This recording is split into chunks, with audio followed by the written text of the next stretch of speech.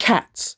Much loved animals, but due to their more lazy and sleepy manner, they are not one you would associate with a major sporting team. Wildcats appears to be a more popular option, a fiercer alternative.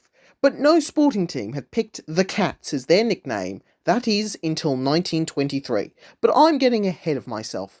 This is the story of every Geelong Premiership, but let's skim over the intervening years to understand how our story continues. The Geelong team fell apart quicker than it truly assembled. A second in 1887, followed by a stream of uncompetitive teams. But it still had the pull that when the big Melbourne clubs at the time wanted to break away from the VFA, they were always bringing Geelong with them. Though, with the exception of the 1897 VFA finals match versus Essendon and those sectional matches which really don't count as finals, Geelong would never get to see out their season in their own city, a point that will be emphasised throughout this series. Geelong had shown signs of a potential 8th flag. 1897 was the first time Geelong was top of their competition since 1886, and it was the first time with a proper actual ladder, now that we don't have to worry about newspapers deciding premierships. Took you long enough. But Essendon's victory down in Geelong put the team from the pivot on the back foot, and they'd wound up finishing second in the round-robin final series for 1897, the first final series of any Australian football competition. Despite finishing in the top 4 in the next 3 seasons, the team could not get out of the sectional groups. In the 3 years which they had that dumb system, which saw, in 1900, Melbourne, who finished 6th out of 8th, winning the VFL Premiership. Unthinkable. Geelong topping the league in 1901 came at a time with a brand new final system. First versus third, second versus fourth, winner advances to the grand final. Wait, first versus third? Yep. This was done because it gave every team a 25% chance of winning the whole thing if every game was played at 50-50 odds. What that meant was the first place Geelong had a tougher opponent in its quest to get to a grand final than the second place Essendon, combined with the games being played at the East Melbourne Cricket Ground, saw Geelong bowing out and Essendon winning the flag, Albert Thurgood having a couple of good field days, kicking 5 in the semi-final and 3 in the big dance itself. The following year, the final system was changed, meaning that under that new system, had it been used in 1901, Geelong would have played Essendon a week later for the crown, by way of a challenge system that would stay until 1930, albeit with a couple of tweaks. Why didn't they just go to first versus fourth and second versus third for a fairer system? And you thought sport administrators are bad nowadays. Before I get salty over a lost Geelong Premiership 104 years before I was born, the team would hardly recover and made just 4 finals appearances in the space of 21 years. This was a club that won back-to-back premierships twice, and it had really should have been 7 in a row. Sorry, not sorry, Swans fans. Things needed to change for Geelong, and they would, all thanks to a cartoonist. Geelong had not won a premiership in 37 years, the glory days of the VFA long gone, and seemingly a black cat would be needed to turn the luck around. In July 1923, Sam Wells, a cartoonist for the Herald, suggested Geelong adopt black cats as mascots to conjure some perverse luck for their ailing form.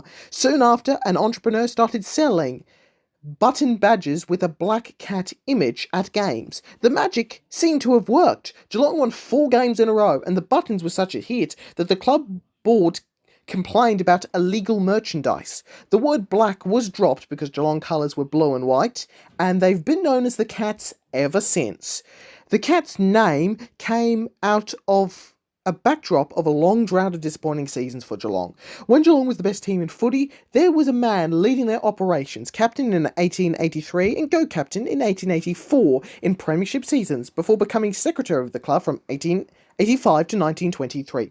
He was Geelong's delegate on the VFL board from 1902 to 1922 and became the VFL's vice president and its delegate to the Australasian Football Council, the game's governing body at the time, a body which he would lead as president from 1919 to his death in early 1924, following a brief run as caretaker VFL president. As both a player and administrator, the game was shaped massively by one Charles Brownlow.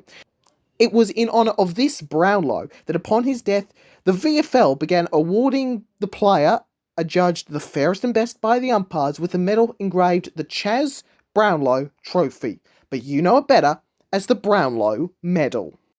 The 1925 VFL season was one of great change. After much debate and controversy, the VFL went from 9 teams to 12, adding Footscray, Hawthorn and North Melbourne, all teams that played 1924 in the VFA, with Footscray actually beating VFL Premiers Essendon in a charity match after both competition seasons had concluded. There were two notable rule changes. The first was with regards to a 1924 incident that included a Geelong player, Eric Fleming.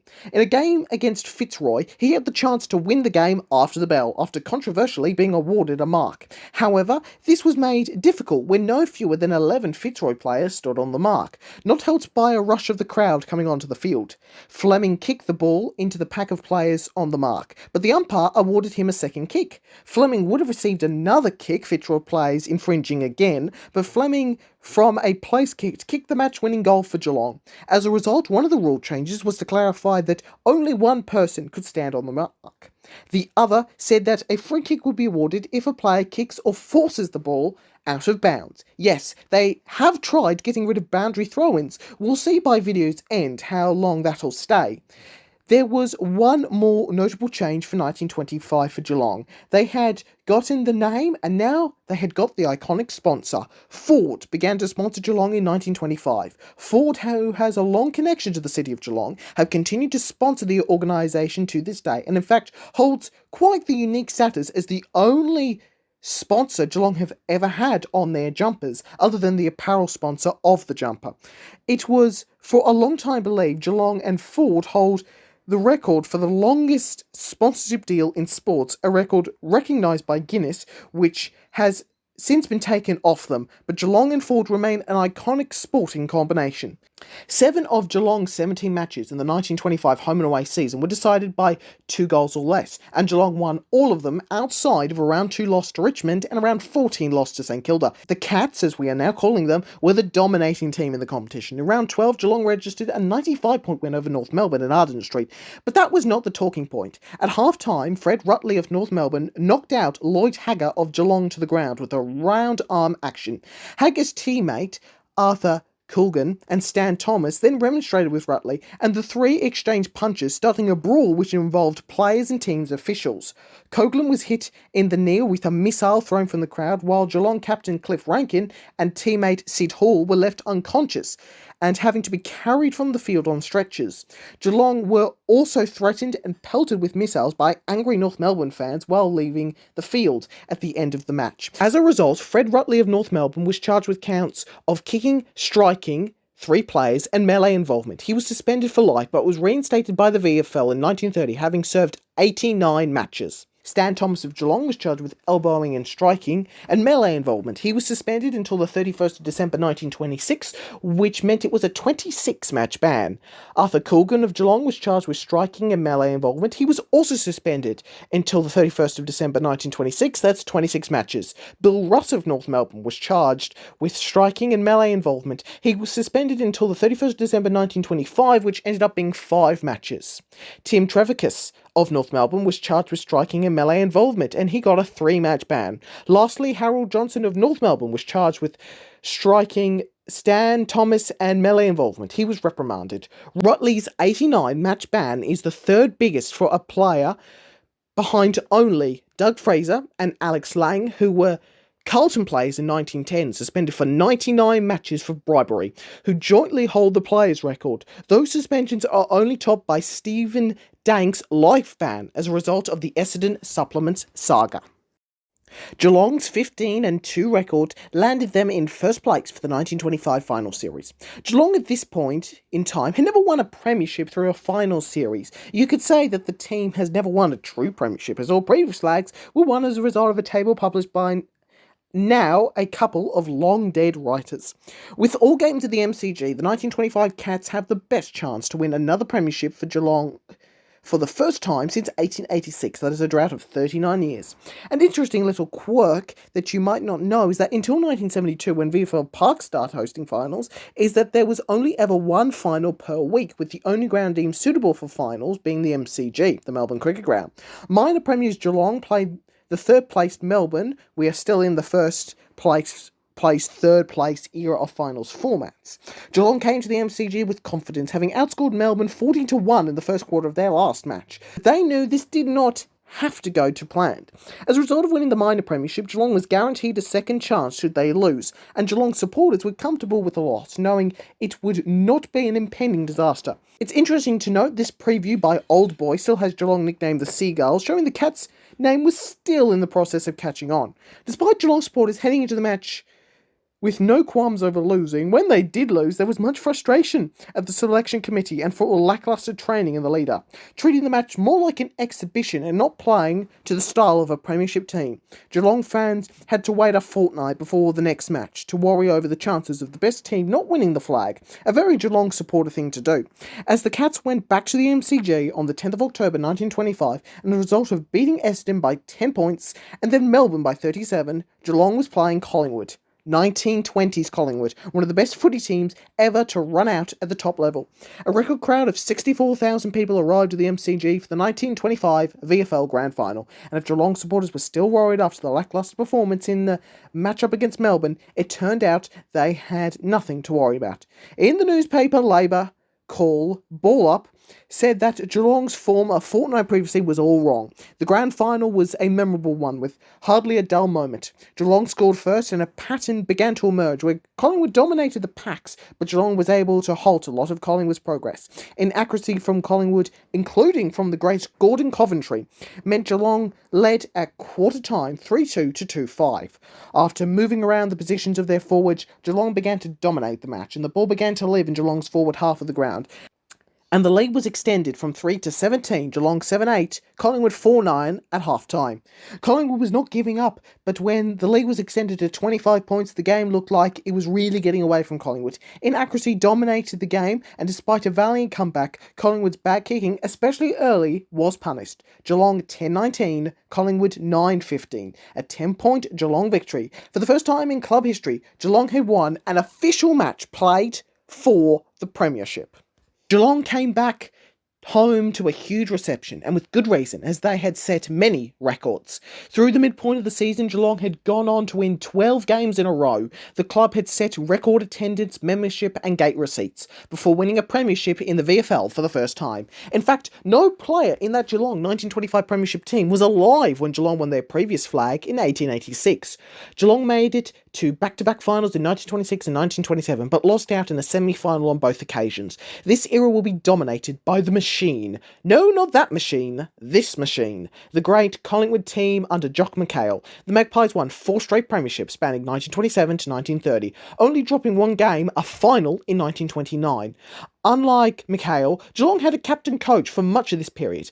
Cliff Rankin led the side from 1925 to 1927. Tom Fitzmaurice, the only player of the Geelong Premiership side of 1925 to have previously won a premiership, having won 2 at Essendon, was captain coach in 1928. In 1929, that position was held by Arthur Coolgan.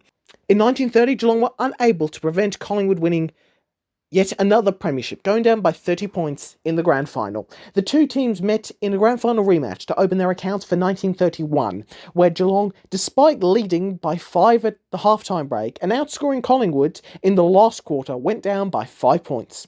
Close games were once again to be an important part of Geelong's season, as 5 of the team's 18 home and away matches would be decided by a margin of 13 points or less. This included avenging the machine in a low-scoring 43 to 30 point win for Geelong over Collingwood. Geelong was reproducing some of that spirit of 1925 when the team lost by 4 to Melbourne in round 3 before winning 11 in a row before losing to Carlton in round 15 at Princes Park. A strong 27-point win over Richmond at Punt Road in the team's last game saw Geelong equal Richmond on 15 wins, beating them out for the minor premiership on percentage. But the minor premiership would hold less weight than in previous years, as we have the first decent final system that actually concluded with a undisputed grand final. The challenge system, despite being used in various forms for 29 years, was actually not very popular, and finally by the late 1920s an idea was floating around which would actually do what the other systems were trying to do, that is, give an advantage to the top team, but unlike those, not give them the same advantage Geelong got in 1925, where they could just basically use their first match as an exhibition, while also getting an extra bit of money by playing an additional match. The format, commonly known as the Page-McIntyre system, saw third played fourth in an elimination final, before first played second. The loser of the qualifying match would get the benefit of a double chance, while the winner had the advantage of getting an extra week on their grand final opposition, which came out of a match between the loser of first versus second and the winner of third versus fourth. Another advantage of the system is that the grand final is set, and by extension season lengths is also set in stone. Geelong knew they held good cards heading to the final series of 1931, looking to go one better than 1930. Despite the impressive win over Richmond in Melbourne 2 weeks prior, when the yellow and black and the white and blue met, this time for a grand final place, Geelong were outclassed, but unlike the 1901 team, they would get a chance at redemption. They would play Carlton, who had ended Collingwood's hopes of a fifth straight flag in the elimination final.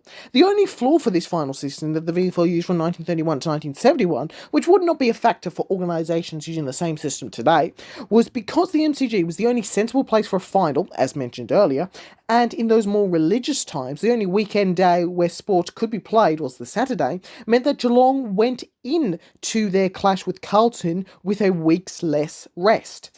There was to be no doubt this match would be close. Geelong had played the Blues twice this season. Round 4 in Geelong saw Geelong get up by 6 points, starting the 11-game winning streak, which ended in round 15 at Princes Park, where a Carlton 11-point win occurred. The weather, however, would not be helping this contest become the spectacle it deserved to be based on previous meetings. Heavy wind and rain during intervals made things tricky. Such was the advantage of kicking into the punt road end that at quarter time Carlton led 7-5-47 to Geelong yet to score, only for Geelong to lead by 3 points at half time, 8-9-57 to 8-6-54. Imagine social media if that game was played today. The Carlton fans would be losing their mind only for the game to turn away from them in the blink of an eye. When Carlton was unable to capitalise truly at the scoring end, missing opportunities and kicking 2 goals 5, the match, despite being a Carlton 1-point lead, was firmly poised for a Geelong win. But it was Geelong's turn to miss opportunities, kicking 1 goal 6 in the last quarter. And while the old adage is bad kicking is bad football, sometimes you can get away with it. And with Carlton's only scoring once in the last term a goal, the 6 behind Geelong scored in the last was the difference at game's end. So Geelong and Richmond would play each other. For Richmond, it was their third straight game against Geelong, having played them in the last week of the home and away season before the start of the finals, with each of these 3 matches separated by only 2 weeks. But this was the most important match of the season. The 1931 VFL Grand Final. Oh, look at this! Well, not only has this story made quite the journey, but so has technology. We actually have a bit of footage to go off this game with. This is a newsreel that would have been shown in cinemas. This really is remarkable stuff. Wind would again provide a huge factor to this game. Geelong had the advantage of the wind, but were only 7 points up at quarter time. Through the second and third quarter, Geelong were the team in control, though the conditions were making scoring difficult. That seemed to be a theme in those days. Geelong scored 3 goals 5 in the third quarter to Richmond's 1 goal. While the wind was at its strongest in the last, helping Richmond, the Geelong defence gallantly held off the Tigers to win by 20 points. Like years before and since, the Geelong Premiership team was given a warm welcome when they returned back to Geelong. It was a tough pill to swallow for Richmond, the 4th time in 5 years they had to settle with being the runners-up. The olden days of sport was undoubtedly weird. Charlie Climo coached Geelong to the 1931 Premiership. He played 43 games for St Kilda from 1907 to 1909. He relocated to Ballarat and played at the Golden Point Football Club as captain coach, winning premierships in 1910, 1914 and 1919. In 1920 he began coaching at the Ballarat Football Club, winning a premiership in 1923. He also won premierships at Mullort in 1924 and the Ballarat Imperial Football Club in 1929. He was given 6 months leave when appointed Geelong coach in 1931, but after the Geelong flag, he went back to the country, going back to Golden Point, coaching without compensation to help the club, which was stripped for cash during the hardest days of the Great Depression. For 1932, Reg Hickey became captain coach. Arthur Coolgan became a non-playing coach for 2 years that followed, and Geelong failed at the preliminary final stage. After 2 more finalist seasons, Hickey would be handed the reins as captain coach outright once again, after sharing that role with Charles Dibbs, who played all but the last 7 games of his career in 1936 at Collingwood. Like seasons gone, 1937 would be a sluggish start for Geelong, losing to Collingwood in round 1, Eston in round 3, and Richmond in round 6, all away from home. After 6 games, Geelong were 3-3, one spot outside of finals, and they fall 3 games behind ladder leaders and the undefeated Melbourne. Geelong had in Melbourne their first loss in round 9 of the MCG, and by round 14, they were top of the ladder, level on points but with a better percentage than both Melbourne and Collingwood, the 3 best teams in the league. At season's end, Geelong took the minor premiership over Melbourne by a percentage, but Geelong would have to go to Melbourne's home ground of the MCG for the second semi-final. That semi-final result was never really in doubt. Playing faster and cleaner football, Geelong got through the semi-final against Melbourne. While the margin was only 12 points, that was misleading. Geelong bounced out with a 5-2 first quarter and dominating ruck contests, and Melbourne was more inaccurate in front of goals. Geelong would go through, and who else is there waiting for them in the grand final, knocking out Melbourne in the preliminary final but Collingwood? The game that ensured was perhaps the best game the sport has seen to that point. I covered the origins of the sport and Geelong in part 1 of this series, and by 1937, 78 years from Geelong's founding, the game looked quite different. The 1937 VFL Grand Final, also filmed and shown in newsreels, was held at the MCG in front of a record crowd of 88,540, and a piece for the Argus. Ivor Warren Smith, one of the great players in the early 20th century and the best ever player with a hyphenated last name, described it as perhaps the greatest grand final in league history, making it arguably the best game this sport had seen to this point.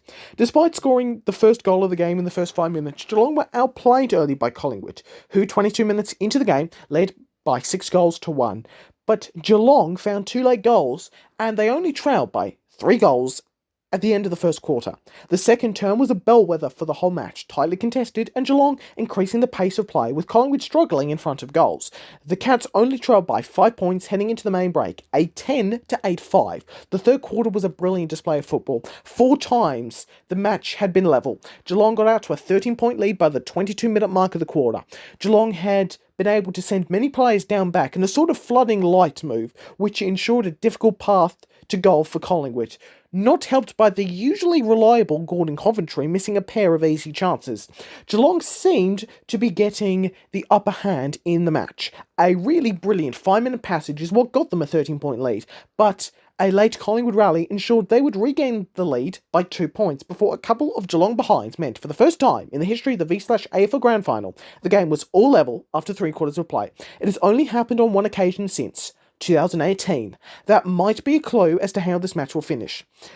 Players all shook hands before the start of the last quarter. In line with the great sportsmanship that hung over the game, there were no major ugly moments that dampened the match. What had really kept Geelong in the game was the fine work of captain coach Reg Hickey, and for the last quarter he essentially reversed the team, sending many defenders forward and many forwards back. In the last quarter of a pearler of a grand final, Geelong maintained the pace, and despite the great effort from a never-say-die Collingwood, they could find no answer. Coventry missed another easy shot when the game was still somewhat up in the air. And by a score of 18-14-122 to 12-18-90, Geelong had won the flag. As promised, an update on the boundary throw-in. Ditching them in Victoria proved to be unpopular. In 1939, after a successful reintroduction by the VFA, boundary throw-ins were back in the VFL. And other than the introduction of the out-of-bounds on the full rule and the introduction of deliberate out-of-bounds turned insufficient intent, throw-ins have remained ever present. As for Geelong, there were celebrations galore once again in the city, and the hero had to be the captain coach, the man that would ensure Geelong is the stable success story it is known as today. And when I return, that's the man who's the main figure at Geelong for years to come. Next time is the Reg Hickey years, where we meet the greatest Geelong team of all time.